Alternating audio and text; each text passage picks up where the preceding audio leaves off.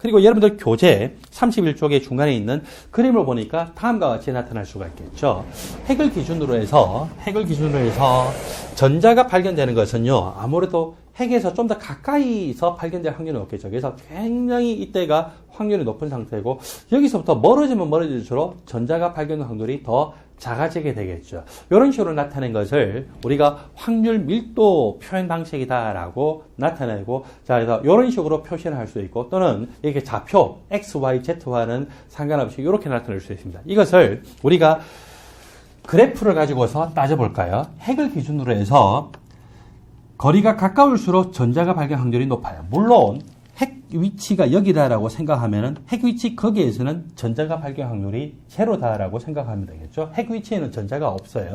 근데 핵으로부터 얼마만큼 멀리 떨어지는지 모르지만 핵 바로 옆에서는 전자가 발견 확률이 가장 높을 가능성이 높겠죠. 그래서 이렇게 확률이 높은 상태고, 거기서부터 멀어지면 멀어질수록 전자가 발견되는 확률이 점점 작아지는데, 우리는 전자가 발견될 확률을 100%까지 다 고려할 수는 없어요. 왜냐하면은 100%까지 다 고려하면은 우주 끝까지 가더라도 전자가 발견될 확률이 0일까요? 아직은 0보다는 어떤 큰 값일까요? 예, 0보다는 큰 값이겠죠. 그래서 100%다 고려하지 않고 보통 우리가 90%까지만 고려하게 되고, 이걸 우리는 90%까지 고려한 경계면이다라고 표시합니다. 줄여서 90% 경계면이라고 이렇게 표시를 할 수 있습니다.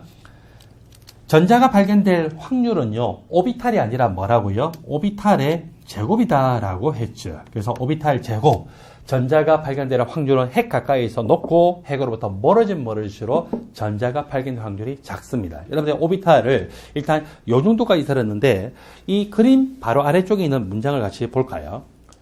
원래 보호의 원자 모형은 수소 원자의 선 스펙트럼 실험 결과로부터 처음 나왔어요. 처음에는 전자가 전자 궤도에 있다고 해석했을까요? 전자 껍질에 있다고 해석했을까요? 예, 전자 껍질이 아닌 전자 궤도에 있는 것으로 잘못 생각했어요. 그게 바로 보호의 원자 모형이었어요. 그래서 이 보호의 원자 모형이면은 전자는 원자 핵 주위에 어떤 정해진 궤도를 원운동하는 것으로 이렇게 생각을 했어요. 그런데 실제로는 전자가 어떤 궤도에 있는 것이 아니고, 더 나아가서 보니까 이 슈레딩거의 파동 방정식의 해를 구해서 우리가 오비탈이라는 개념, 그리고 오비탈의 제곱은 핵을 기준으로 해서 어떤 거리 R만큼 떨어졌을 때 전자가 발견될 확률을 구했잖아요. 그 오비탈이라고 하는 거.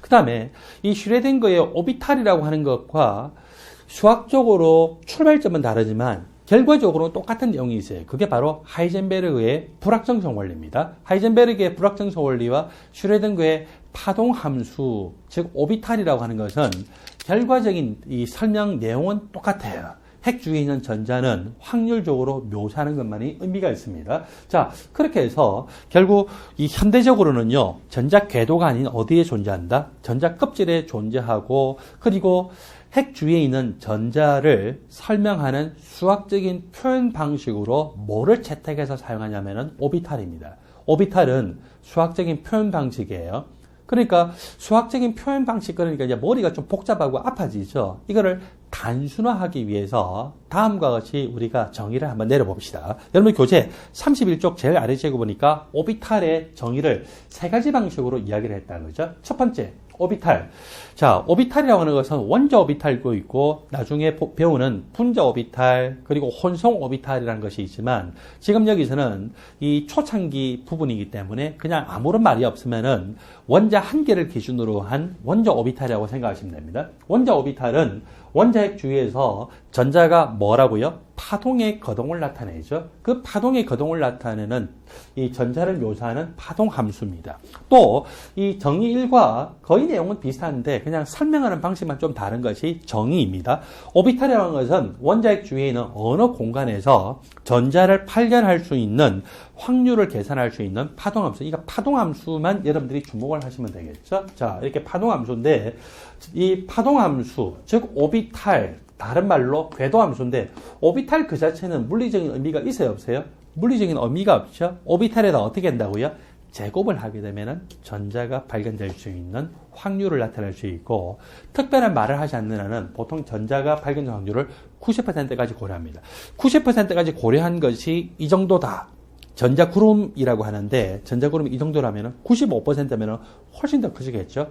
99%면 그보다 또 훨씬 더 커질 거예요. 그래서 용도에 따라 다르지만 일반적으로는 그냥 90%까지 고려하는 것이 일반적인 물질의 성질과 잘 부합됩니다. 그 다음에 우리가 32쪽부터 양자수라고 하는 개념을 32쪽 지나가서 33쪽에서 배우게 될 텐데 양자수라고 하는 것을 사용해서 오비탈을 묘사하면 다음과 같을 수가 있습니다. 오비탈이라고 하는 것은 주양자수, 각운동량 양자수, 자기양자수의 조합입니다. 다른 말로 하면은 주양자수, 각운동량 양자수, 자기양자수의 조합에 의해서 각각의 오비탈이 묘사가 됩니다. 여러분 이까지 제가 설명을 하니까 오비탈 개념에 대해서 약간 헷갈리죠. 종합적으로 정리하는 내용이 여러분들 교재 몇 페이지에 나오느냐면 여러분들 교재 쭉 뒤로 가셔서 38페이지 제일 아래쪽에 있는 그림에서 제가 오비탈 개념을 그냥 간단하게 한 번 더 설명할 거거든요. 그래서 혹시라도 이해가 안 되시는 분은 한 가지만 기억하세요. 핵 중에 있는 전자의 거동을 과학자들이 여러 가지 방식으로 설명을 하려고 했어요. 분명한 것은 전자가 핵 주위에 있는 궤도에 있는 것은 아니다. 전자 껍질에 있는 것은 누구든지 지금 다 받아들이고 있는 내용이에요.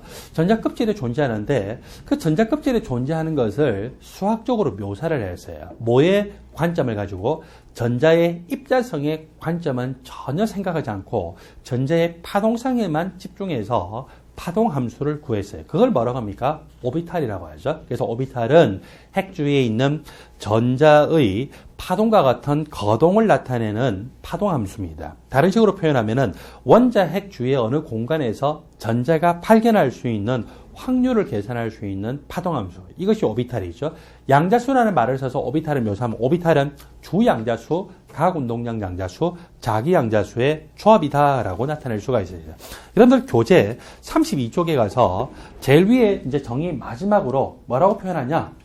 그러면 우리는 이제 오비탈이라고 하는 것을 계속 사용해야 될 텐데 전자는 하여튼 어디에 존재합니까? 핵 주위에 존재하죠. 그걸 우리가 이제 뒤집어서 어떻게 생각하냐면은 전자는 오비탈에 존재한다라고 생각을 하자는 것이죠. 전자는 오비탈에 존재한다. 그리고 오비탈이라고 하는 것은 핵 주위에서 전자가 존재할 수 있는 어떤 가상적인 공간, 그거를 어때요? 수학적으로 묘사를 했다라고 생각하죠. 그래서 오비탈은 전자가 핵 주위에서 존재할 수 있는 가상의 공간적인 영역이다. 이렇게 생각을 하셔도 되는데 원래 오비탈에 대해서 표현하는 사전적인 정의는요. 정의 1입니다. 그리고 정의 2는 정의 1과 거의 비슷한 정의라고 생각하시면 되고 정의 3과 정의 4는 여러분들이 공부하다 보면은요. 자연스럽게 받아들여지는 건데 사전적으로는 묘사가 안 되어 있는 오비탈의 정의입니다. 여러분들 교재 32쪽으로 가볼게요.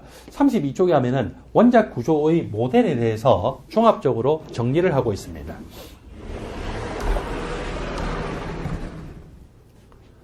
(1803년도에) 돌턴이 처음에 원자설을 발표했어요. 원자는 더 이상 쪼개지지 않는 가장 작은 입자이다라고 정의를 했고 그때 돌턴은 핵이 있고 전자가 있고 이런 거 몰랐어요. 그냥 원자라고 하는 개념만 알았어요. 그리고 원자가 정기적으로 중성이다, 정기적으로 양성이다, 음성이다 이런 표현을 하진 않았지만 돌턴이 묘사한 바에 의하면 적어도 정기적으로 중성이다라고 하는 내용은 그냥 은연중에 설명하고 있습니다. 그래서 돌처럼 단단한 구 형태라고 생각했죠.